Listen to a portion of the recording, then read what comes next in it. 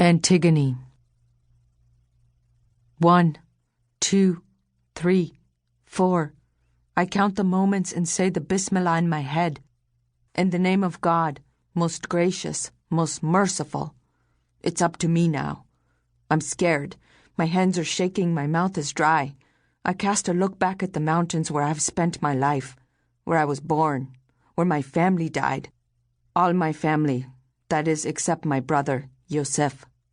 I remember what Yosef said before he set off to storm the fort. There are moments when, in order to be master of a situation, you have to go mad and keep your head at the same time. I remembered this as I turned the wheels of my cart and trundled down the sloping track to the square field and the fort. They've leveled everything here. There are no trees.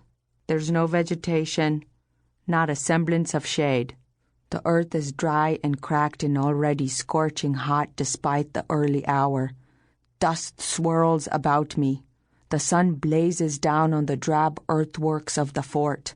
The ground is scored with boot marks and the tracks of many vehicles.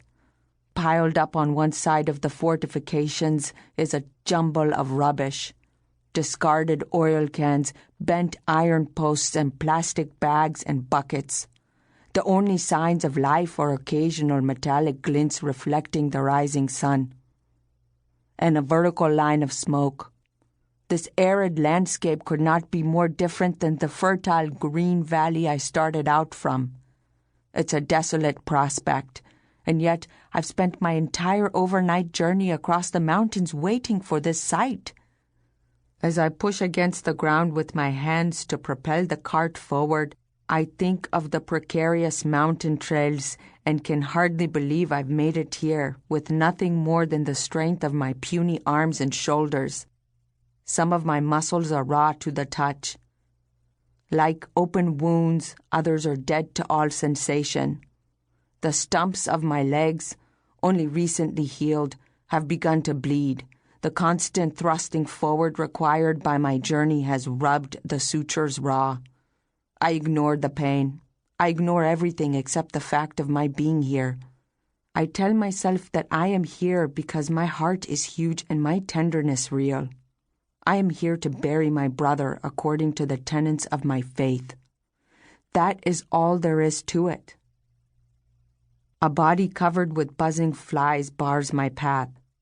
I feel the bile rising up my throat. With a sense of unreality, I lean out of my cart and turn the body over.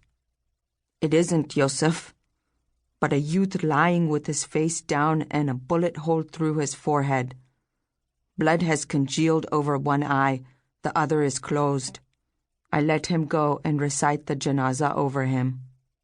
Some distance away, another body lies huddled. It's Rahmat, one of Yosef's men, his black turban unraveling in loops as I raise his head. Rahmat was immensely strong. He could lift an entire felled oak with one hand. Now the lifeless hand rests limply against mine. I let him go and sit back in the cart. A flock of crows wheels impatiently in the air. High overhead, a vulture flaps its wings and prepares to land. A flag at one corner of the fort snaps like gunshot in the breeze. Already I feel worn out. My brother was a fool to attack here. Behind its multiple barriers of barbed wire, sandbags, and mud and stone walls, the fort looks impregnable. I move forward and approach the third and last body lying in the field. It's Behram Gul, the oldest of Yusuf's companions, who once brought me a posy of mountain daisies when I was a child. His open mouth is unnaturally red, his hennaed beard encrusted with crimson muck. Behram loved to sing. Then the Talib came and he fell silent and tended to his fields.